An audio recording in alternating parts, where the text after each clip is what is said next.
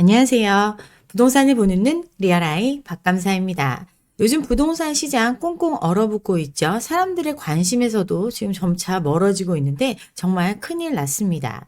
매수세는 사라졌고 악성 미분양은 11년 만에 최대치를 기록하고 있습니다. 아파트 매매도 점점 안 되고 있고 중공업 미분양 물량 이제 수도권을 넘어서 서울에서도 급증하고 있어요. 2013년 이후에 약 11년 만에 최대치를 기록하고 있죠. 전국 주택 매매량도 전월 대비해서 10% 이상 빠지면서 정말 거래가 사라진 시장 왔습니다.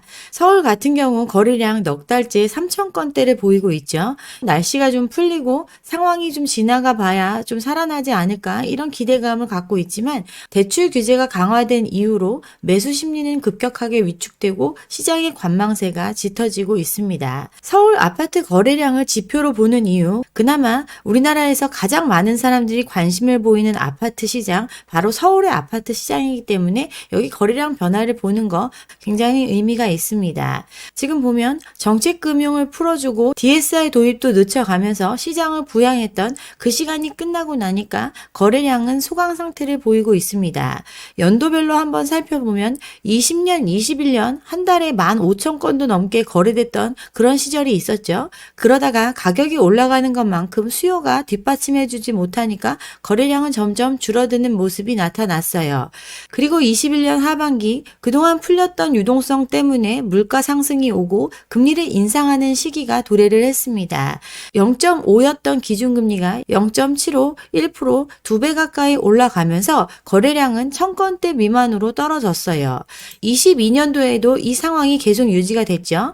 1.25에서 3.25까지 기준금리가 가파르게 인상이 되면서 거래량은 1000건을 넘지 못하고 수백 건에 그치는 등 완전한 시장의 거래 절벽 상황이 왔습니다. 23년에도 기준금리 3.5 이 수준을 계속해서 동결해 나갔습니다. 정부가 계속해서 정책금융을 확대하고 부동산 시장 부양을 위해 애썼죠.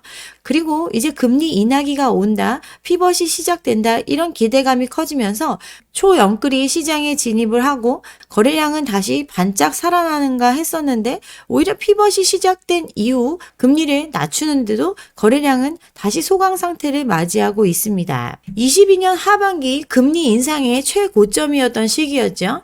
금리를 올리니까 시장의 돈줄이 말라가면서 채권 시장이 유동성 경색을 겪으면서 레고랜드 사태가 터졌습니다.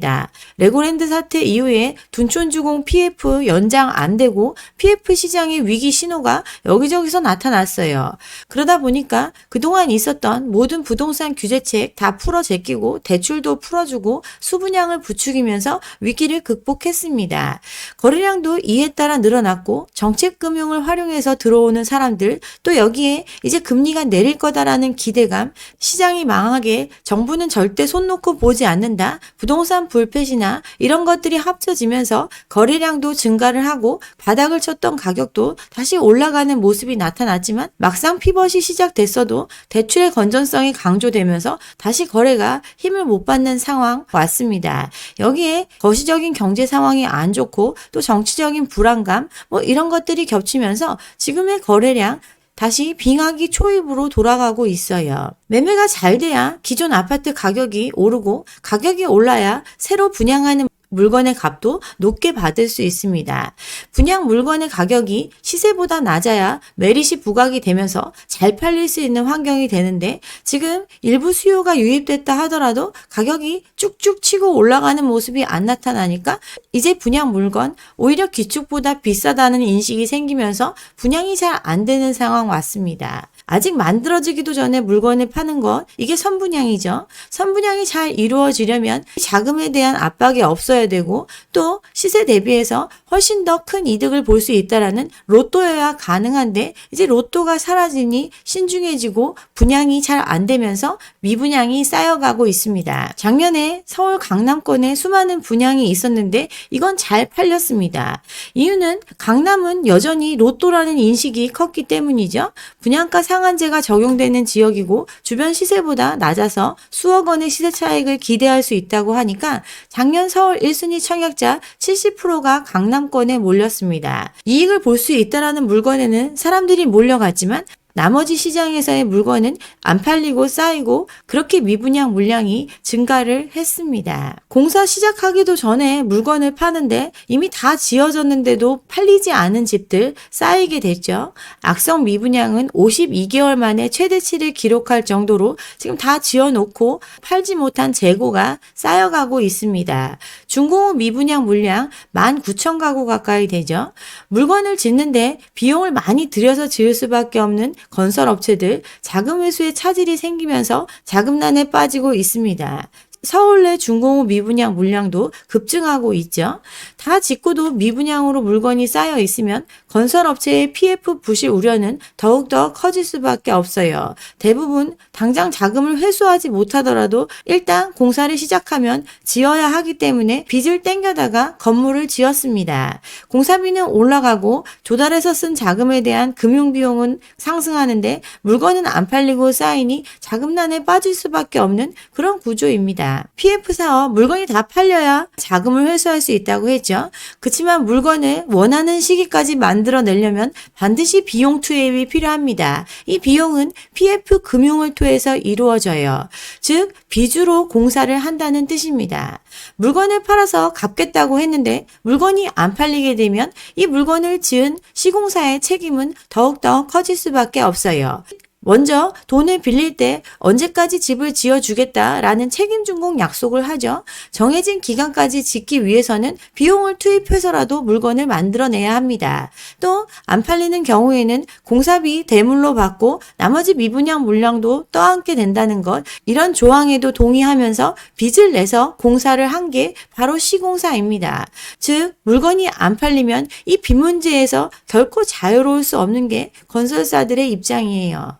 건설사들 하나의 사업장만 진행하는 게 아닙니다. 잘 되는 사업장에서 번 돈을 가지고 또 다른 사업장에 돈을 투입해 가면서 자금을 돌려가면서 사업장을 유지하는데 자금이 잘 돌지 않으면 공사를 진행하는데 어려움을 겪을 수밖에 없죠. 공사 진행이 안 되면 약속한 내용들을 지키지 못하니까 부담감은 더욱 커질 수밖에 없고 이런 악순환 구조를 해결하는 것, 물건을 팔아서 해결해야 합니다. 근데 물건이 안 팔리는 현상 계속되고 있어요.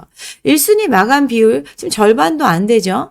대형 건설사 브랜드 아파트를 짓는데도 줄줄이 미분양이 나고 있어요. 20년, 21년에는 75에서 76% 거의 대부분 팔렸는데 금리가 올라가기 시작한 22년부터 현재까지 점점 분양률은 떨어지고 있습니다. 시장에 돈이 없으니 지역을 불문하고 안 팔리는 물건은 쌓여갑니다. 그나마 서울의 물건은 팔렸는데 이제 서울의 물건도 잘 안 팔리는 시기가 왔어요.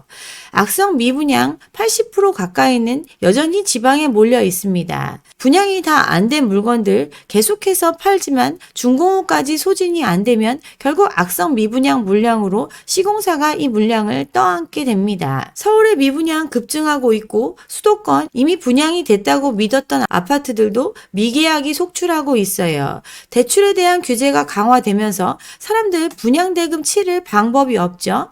그러니 계약을 해지해달라 여기저기서 소송이 이어지고 이런 데서 돈 들어올 거라고 기대했던 건설사들 재무적인 부담이 커지고 있습니다. 이에 따라서 폐업도 엄청 많이 늘어나고 있어요. 높은 경쟁률로 청약이 완료된 단지들도 상당수가 미계약이 되면서 다시 무순위 청약으로 나오고 있죠. 노원구의 아파트, 안양시의 아파트, 상봉동의 아파트 모두 다 미계약 물량을 다시 시장에서 팔려고 내놓고 있습니다. 서울까지 미분양 사태가 번져가고 있고 국내 건설 업계들 부도 위기로 내몰리고 있어요.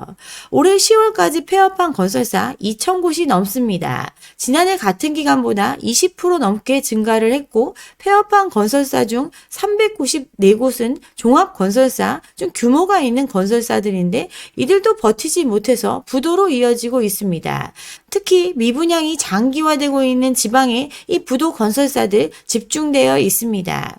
세제 혜택이나 대출 규제 완화 등을 통해서 중공업 미분양 주택 이것 좀 해결해 달라고 업계에서 요구하고 있고 정부 이에 부응하고 있습니다. 집 한 채 있어도 지방에 악성 미분양 구입하면 1주택으로 쳐주겠다. 즉 세금 혜택 주겠다는 뜻이죠. 또 취득세도 깎아주고 종부세도 깎아주고 이런 식으로 해서라도 미분양 물량을 사줄 수 있는 수요 만들어주려고 애쓰고 있습니다. 세금 감면 1주택 예외 이를 통해서 그나마 돈이 있고 여력이 있는 사람들 미분양 주택 사주라고 하고 있지만 분양 가격 자체가 기축의 가격보다 지금 높아진 상황이기 때문에 안 팔리고 쌓여가고 있습니다. 미분양 물량 통계에 잡히는 것보다 훨씬 더 많을 걸로 예상하고 있죠. 현재 전국의 미분양 6만 5천 호에 달하는데 중공업 미분양 같은 경우는 작년보다 6천 호 정도 더 증가를 했습니다. 시간이 흘러도 팔리지 않았고 건물이 다 지어져서까지 안 팔리는 물량 쌓여가고 있는 것 현실입니다. 근데 실제는 이거보다 훨씬 더 많을 거다라는 얘기 나오고 있죠. 6만 5천 호가 아니라 10만 호도 넘을 거다라고 업계에서는 추측하고 있습니다. 미분양 집계 같은 경우에는 사업자들이 자발적으로 신고한 수치를 기준해서 통계를 냅니다.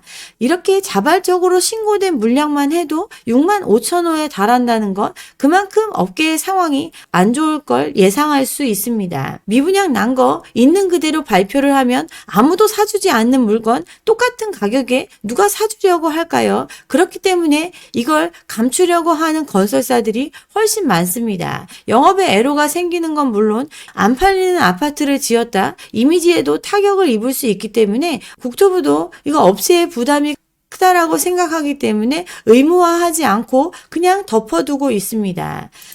7년 전부터 이 부분에 대한 문제 지적이 됐지만 개선할 수가 없어요. 실제 미분양 물량 정부가 가지고 있는 정보로 충분히 파악할 수 있습니다. 업계에서 신고하는 숫자로 미분양 물량을 계산하는 게 아니라 분양계약 체결된 실거래가 기초해서 전체 분양 물량에서 거래된 걸 제외하면 미분양 물량이 나오겠죠. 이렇게 실거래가 기반으로 숫자를 확인할 수도 있지만 이런 거 7년 전에 검토하다가 포기를 했습니다. 차이가 어느 정도 나느냐 하면 18년 1월에 서울 지역 미분양 주택 기존 통계에서는 45가구로 집계가 됐는데 이렇게 실거래가 기반에서 돌려보니까 1,300가구가 넘는 것으로 나타나는 등 괴리가 굉장히 크다라는 것만 확인하고 그때 이후로 덮어뒀습니다. 분양이 안 된 물건 가격이 너무 비싸서 안 팔렸다고 생각하겠죠. 남들이 사주지 않는 물건 사려면 물건을 깎아주거나 아니면 뭔가 메릿이 있어야 되는데 그렇게 팔고 싶지 않으니 미분양에 대해서 적극적으로 건설사 나서지 않습니다.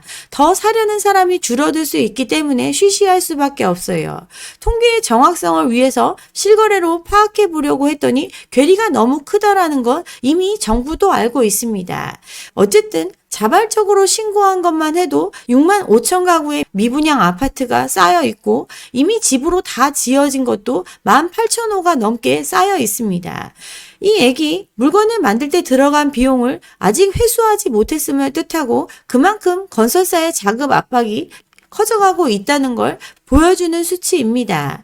최근에 신동아 건설 법정관리 신청을 했죠. 유동성 악화로 60억짜리 어음을 막지 못하고 회생 절차에 들어갔습니다. 강남의 아파트 한 채 5, 60억 한다고 하는데 아파트 한 채 값을 이처럼 큰 건설사가 치르지 못해서 법정관리 신청에 들어갔을까요? 이건 형식에 불과합니다. 당장 60억 막을 수도 있지만 이 이후에 도래하는 것들을 전부 다 막을 수 없기 때문에 이참에 법정관리를 신청을 했습니다. 여기 같은 경우 미분양 물량 쌓여 있죠. 진주에서 개발한 타운하우스, 의정부에 개발한 주상복합, 책임준공 약정을 한 수많은 분양 현장에서 대규모 미분양이 발생을 했고 또 PF로 자금을 끌어다 썼던 것들 이거 연장이 안 되고 하도급순 공사업체 여기에 돈 줘야 되는데 안 준 돈이 쌓여가고 이런 빚에 시달리다가 결국 회생 절차를 신청을 했습니다. 시공 능력 58위의 중견 건설사가 처해 있는 현실 이거 대부분의 건설사들이 안고 있는 동일한 문제입니다. 정리해야 될 게 한두 가지가 아니죠. 12월에 검단에 670가구 아파트 분양했었는데 이거 300명 정도 청약을 했고 나머지 300채 안 팔렸습니다. 회생 절차에 들어갔고 이 액이 이 공사 현장 사업이 언제 마무리될지 불확실해진 상태로 갔다는 뜻이죠. 그래서 어차피 안 팔린 거 입주자 모집 취소하고 다시 분양 절차를 가져가겠다 이렇게 결정을 했고, 많이 팔린 것 같은 경우는 허그 보증 또 같이 참여한 건설사 이들이 어떻게든 마무리해 줄 걸로 보고 그냥 끌고 가기로 결정을 했습니다. 어쨌든 크고 작은 사업장들 이런 정리의 문제에 직면했어요. 겨우 60억 때문에 무너진 게 아니라 이미 들어간 비용은 많은데 받지 못한 돈은 쌓여 있고 자금이 돌지 못해서 무너지게 됐습니다. 매출 채권 23년 말 기준에서 2천억대 1년 전보다 2배 넘게 늘어났고, 작년에는 더 많이 늘어났을 걸로 추정이 되는데 이 돈을 제때제때 못 받고 빚독촉은 들어오고 그렇게 무너지게 됐어요. 거의 5년 연속 흑자를 기록했고 매출 채권도 많이 가지고 있지만 차입금을 갚지 못하는 구조였기 때문에 결국 회생 절차에 들어갔습니다. 은행권을 포함한 금융기관들 이런 건설사에 돈 빌려줄 때 PF 사업의 리스크 해지를 위해서 책임준공, 시공보증, 연대보증 이렇게 끼워놓고 돈을 빌려줬습니다. 근데 정해진 기간까지 공사 못 해주고 정해진 기간까지 물건 못 팔고 자금 제때제때 회수 못하게 되면 결국 시공사가 책임질 수밖에 없어요. 건설사 갚으려면 물건을 잘 팔거나 아니면 갖고 있는 자산을 처분해가지고 갚아야 되는데 물건은 안 팔리고 갖고 있는 자산을 처분하기도 마땅치가 못합니다. 더 돈을 쓰지 않고 허리띠를 졸라매도 공사는 계속 진행 중이니 비용은 계속 투입돼야 되고 결국 이 문제를 해결하지 못한 채 포기하는 선택, 이번에 신동아 건설이 한 겁니다. 태영이 워크아웃을 신청한 지 1년 정도 지나서 100대 기업 안에 있는 신동아 건설이 기업 회생 절차에 들어간 것, 이거 건설사의 위기가 여전히 현재 진행형임을 뜻합니다. 신동아 건설 22년부터 부동산 경기 침체되고 유동성은 부족하고 경영난을 겪어왔습니다. 부채 비율 400%가 넘어가죠. 쌓아놓은 돈을 가지고 공사를 진행하고 물건을 만들어내는 게 아니라 빚을 내서 일단 공사를 하고 물건을 팔아서 번 돈을 가지고 빚을 갚아가면서 계속 돌려가면서 사업들을 유지하고 있는 게 건설사들의 일반적인 모습입니다. 그래서 부채 비율 높은 편이지만 400%가 넘어가는 수준, 롯데건설 사태 터졌을 때 거기도 한 400% 됐었는데 지금 이 정도의 부채 비율 견뎌내지 못하고 신동아 무너졌습니다. 금융권 영향 제한적이지만 PF 연착륙엔 변수가 될 거다라고 생각하면서 당국 긴장하고 있습니다. 신동아 건설한테 돈 빌려준 금융권들 다 엮여 있는데 태양만큼 많지 않기 때문에 큰 영향이 없을 거다 시장을 안심시키고 있지만 대부분 불안에 떨 수밖에 없습니다. 신동아 건설 관련 익스포저 1,200억 정도 되죠. 캐피털사, 신탁사, 증권사, 저축은행 이렇게 골고루 1,200억의 빚이 쌓여 있습니다. 작년에는 100위권 밖의 건설사들이 부도 폐업이 이어졌었는데 이번에 신동아 건설 터지면서 100위권 이내의 건설사들도 지금 위기의 상황이 노출되고 있습니다. PF 부실 위험 사라지지 않았다고 누차 말씀드렸죠. 저축은행 금융권들 일부 부실을 인식해 가면서 대손 충당금 쌓고 그렇게 부실을 털어내고 있지만 시공사들이 끌어안고 있던 문제 더 이상 해결하지 못하겠다고 나자빠지는 순간 이 부실의 위험은 금융권으로 전이될 수밖에 없습니다. 부동산 PF 익스포저가 많은 중소형 금융사들 지금 계속해서 대손 충당금 쌓아야 되고 건전성 지표 나빠지고 있죠. 건설업, 부동산업에 수많은 대출을 해줬고 그로 인해서 수년간 이익을 봤지만 지금은 그 문제가 하나둘씩 터지면서 그 부실을 같이 나눠 가져야 하는 시점 도래했습니다. 건설업, 부동산업 대출 잔액 114조, 512조, 2015년 이후 최대 규모로 이미 부동산에 돈을 많이 빌려주는 상태입니다. 연체율은 빠르게 증가하고 있죠. 비은행권 대출 연체율 9%, 7%, 2015년 통계 집계 이후 가장 높은 수준을 보이고 있고 NPL 비율도 건설 부동산 업종 24% 연장해주고 기회를 주고 있지만 연체는 계속 늘어나고 있는 건전성에 안정의 위협을 받는 상황으로 가고 있습니다. 지방 부동산 시장, 상가 이런 시장들 지금 아파트 좀 반짝했지만 여전히 부진한 모습 보이고 있죠. PF 사업장의 어려움은 계속 쌓여가고 있는데 여기에 발 담그고 있는 건설사들 버텨낼 여력이 없으니 하나둘씩 터지고 있습니다. 과중한 차입금 탓에 현금 흐름 줄곧 마이너스를 보였고 60억 못 갚아서가 아니라 당장 갚아야 되는 돈이 2천억이 넘었어요. 그러니 법정관리 신청할 수밖에 없었겠죠. 부동산 건물을 짓기 위해서 돈을 빌렸었고 그 돈 물건 팔아서 갚으려고 했는데 물건이 안 팔리고 미분양이 쌓이면서 갖고 있던 현금은 쪼그라들고 결국 이 지경이 됐습니다. 물건은 안 팔리는데 책임준공 이미 약속을 했죠. 그러니 비용을 계속 들이고 빚을 쌓아갔고 그 부담을 견디지 못해서 무너졌습니다. 신동아만 무너지고 나면 다른 데는 멀쩡히 살아날까요? 시장이 좋아지고 사람들이 앞다투어 사주는 시기가 오지 않으면 결국 또 다른 건설사의 미래입니다. 여러 사업장을 돌려가면서 운영하고 있고 하나에만 문제가 생겨도 도미노처럼 무너질 수 있는 구조를 갖고 있기 때문에 이 문제에서 자유로울 수 없어요. 비슷한 여건의 건설사들, 지금 신동아 건설의 이번 사태로 인해서 더욱더 깐깐하게 이런 비슷한 업종에 대한 대출이 다뤄질 거고 그 액이 자금 조달해서 더욱더 압박을 받을 수도 있다라는 뜻입니다. 대부분의 아파트 사업장들 30가구 이상이면 허그 보증이 필수죠. 정부가 보증해주고 있으니 직접적으로 다른 건설사들한테 위험이 전이되거나 이러진 않을 거라고 생각하고 있지만 정부도 체력을 잃어가고 있는 것 현실입니다. 그나마 대기업 계열사들은 버텨내고 있죠.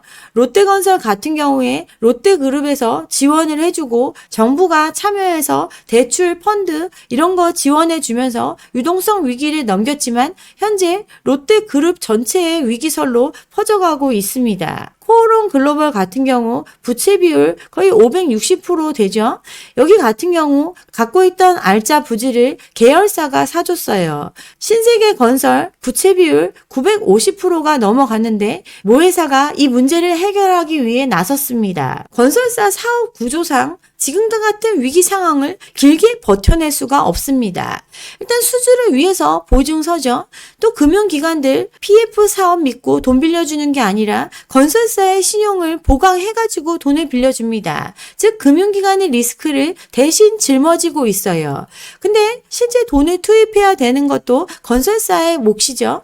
정해진 기간까지 물건을 만들어내기 위해서 비용을 계속 부담해야 하고 인플레이션 때문에 자재값 올라가고 인건비 올라가고 고금리의 금융비용을 부담하면서 차입해서 치러냈습니다.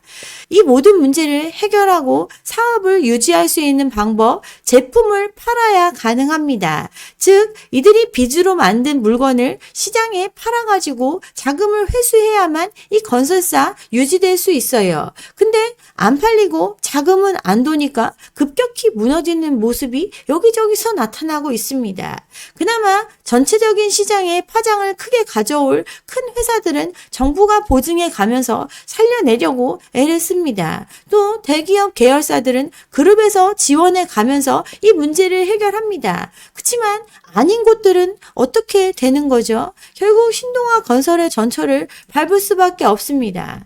부동산을 팔아야 이 모든 문제가 해결되는데 팔릴 수가 없는 시장이기 때문에 방법이 없고 이 문제는 더욱더 커질 수밖에 없습니다.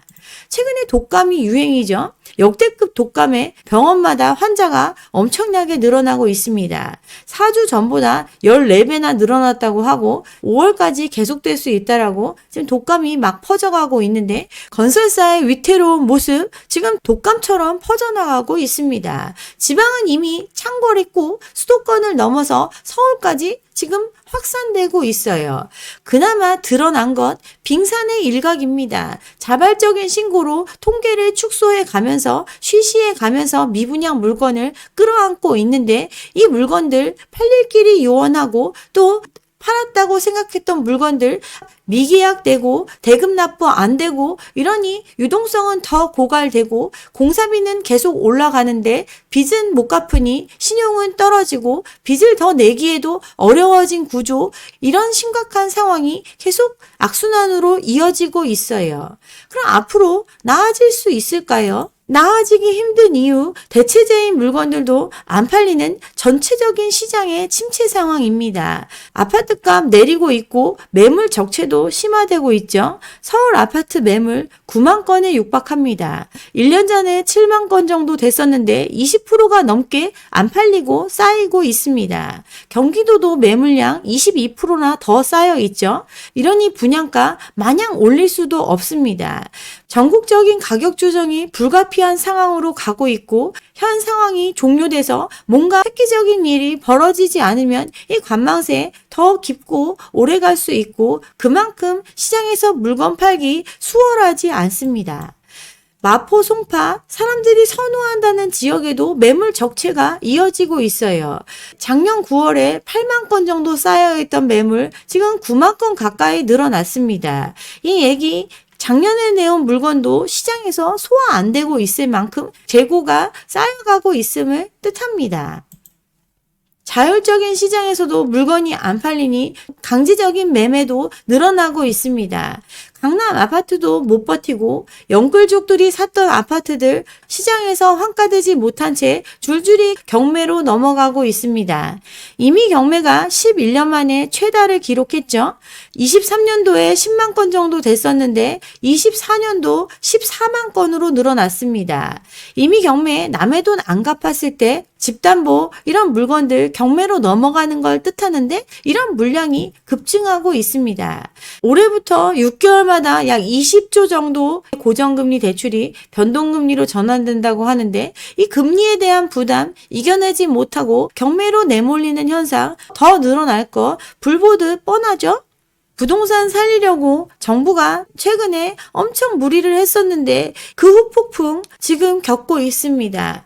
건설업계 미분양 사태 해결하고 시간을 연장하면서 버텨내려면 정부가 보증해줘서 돈을 빌려서 유지해야 하는데 이 허그의 공적 보증 더 확대하려고 해도 지금 그 일정 불투명합니다.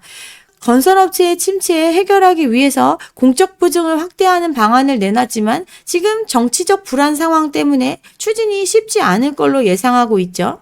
공적 보증을 확대한다는 거, 허그가 보증 서줄 테니까 시공사에 돈 빌려주는 것 금융기관에서 해줘라 이런 거죠. 이렇게 신용을 보강해서 유동성 공급을 원활하게 해주려고 하는데 이걸 보증해주는 허그의 재원 넉넉하지가 못합니다. 자본 확충이 더 되지 않으면 허그가 이런 공적 보증을 제공하기가 어렵습니다. 허그 그동안 PF 시장의 문제, 또 전세 시장의 문제, 온갖 문제를 해결하느라 여기저기 보증 서주다가 지금 적자를 4조 원 가까이 쌓아놓고 있죠. 건설업계에서는 빠른 지원이 필요하다고 호소하고 있고 큰 규모의 건설사도 무너질 정도로 유례없는 상황이지만 정부 여력이 없습니다. 건설사가 허그 보증을 활용하는 이유, 건설사의 신용만으로 자금을 조달하는 것보다 허그의 보증을 통해서 신용을 높여서 자금을 조달하는 게 금융비용을 더 줄일 수 있는 방법이기 때문이죠. 최근에 한남 사구역, 삼성이랑 현대 여기서 지금 수주 경쟁하느라고 허그 얘기가 잠깐 나와서 요거 전달하겠습니다. 삼성물산 같은 경우 전체 사업비 조달을 삼성물산의 신용을 통해서 조달할 수 있다라고 강조하면서 그 비용 아낄 수 있다 이렇게 홍보하고 있습니다. 현대도 허그 보증 안 받고 자체 조달할 수 있다라고 얘기하면서 서로 수주하겠다고 애쓰고 있죠. 업계 1, 2위가 자기네들 신용만으로 1조 원이 넘는 자금을 정부 보증 없이 훨씬 더 싸게 조달할 수 있으니까 자기를 선택해달라 이런 수주 경쟁을 벌이고 있는데 양사 내부에서 말이 나올 정도로 무리한 조건이라는 얘기가 있습니다. 핵심 사업장이고 삼성이나 되니까 허그 보증 없이 대출받아서 하겠다. 이렇게 사업비 아껴줄 테니까 자기네 뽑아달라. 이러고 있지만 삼성, 현대, 건설사 어디든 이거 사업 진행해봐야 아는 겁니다. 보증 없이 금융기관이 돈을 빌려준다는 거 굉장히 어렵습니다. 원하는 만큼 빌려준다는 거 더더욱 어렵습니다. 근데 어쨌든 허그 적자 4조 원 가까이 쌓아놓고 있고 추가 재원을 확보하지 못하면 보증이 불가합니다. 금융권들 지금 건설업계 불황이고 미분양은 쌓여가고 있고 돈을 빌려줬다가 띄이는 곳들 늘어나고 있는데 아무런 안전장치 없이 더 많은 돈을 빌려줄 수 있을까요? 물건을 사줄 사람들 이미 빚의 한계 상황에 처해 있고 DSR 3단계 도입 등으로 대출받을 수 있는 금액은 점점 쪼그라드는 이런 상황에서 미분양의 문제 과연 해소될 수 있을까요? 한은이 이번에 금리 동결했죠. 성장률 2%가 안 될 걸로 지금 예상하고 있고 1% 중반 이 정도 예상할 정도로 경기는 안 좋습니다. 트럼프 2기 시작이 되었고 연준의 금리 정책 어떻게 될지 지금 불확실한 상황에서 우리만 또 금리 내렸다가 환율이 더 뛸까봐 이번에 동결하는 조치했습니다. 한미 기준금리 역전차 1.5% 차이입니다. 여전히 높은 격차를 보이고 있고 이로 인해서 스물스물 외화가 빠져나가고 있는 상황. 그래서 환율은 안정되지 못하고 있는데 여기서 금리 더 내렸다가 걷잡을 수 없는 상황으로 갈까봐 동결 조치했습니다. 성장 부진의 징후는 뚜렷해지고 있고 내수 위축의 우려가 커지고 있는 상황. 수출은 안 되고 소비는 위축되고 빚은 잔뜩 지고 있는 상황에서 위기를 겪고 있는 건설사들한테 더 많이 돈 빌려줄 수 있을까요? 더 깐깐한 보증, 더 높은 책임을 요구하면서 돈을 빌려주는 위기 관리 모드 지속될 가능성이 높은데 건설사들 더 시장에서 돈 구하기 어려워집니다. 어제 또 기사 나왔죠. 경남의 2위 건설사도 법정 관리를 신청했습니다. 시공 능력 103이죠. 현장마다 미수금은 쌓여있고 수익성은 급격히 악화되고 팔아야 할 물건은 쌓여가고 있으니 줄도산 우려가 아닌 현실입니다. 건설사 자금 압박과 유동성 위기를 겪고 있습니다. 빌려 쓴 돈 계속 빌려 쓰려고 해도 비용은 증가하고 이 비용이 늘어난 것 분양가를 상승시켜가지고 메꿔야 되는데 기존 집값도 안 올라가고 있으니 그거 잘 안 되고 있습니다. 돈 빌려준 기관들 허그의 보증은 축소되고 또 이렇게 유동성 압박을 받고 있으니 신용등급은 더 떨어지고 더 안 빌려주고 아니면 빌려주더라도 예전보다 더 비싸게 빌려주고 있습니다. 가게가 물건을 사줘서 자금이 돌아야 되는데 가게 또한 돈이 없으니 분양을 안 받습니다. DSR 3단계 또 허그의 보증 축소, 금리는 안 내려가고 대출받을 수 있는 금액은 줄어드는데 부담감은 여전하고 경기는 침체되고 환율 때문에 물가는 올라가고 먹고 살 돈도 없는 가게가 무슨 수로 사줄 수 있죠? 모기업이 빵빵해도 지금 살아남을까 한 게 건설사들의 현실입니다. 100위권 밖의 건설사들 이미 2,000개 가량 무너졌고 이제 58위의 건설사도 무너졌습니다. 앞으로 그 위에 있는 더 큰 영향을 줄 수 있는 회사들 이 문제에서 자유로울 수 있을까요? 근본적인 문제가 해결될 수 없는 시장, 더 큰 위기가 이 부동산 시장에 기다리고 있습니다. 네, 여기까지 오늘 준비한 내용이고요. 오늘 제 영상이 좋았다면 좋아요와 구독 잊지 마시고 다음 영상도 함께 해주시기 바랍니다. 감사합니다.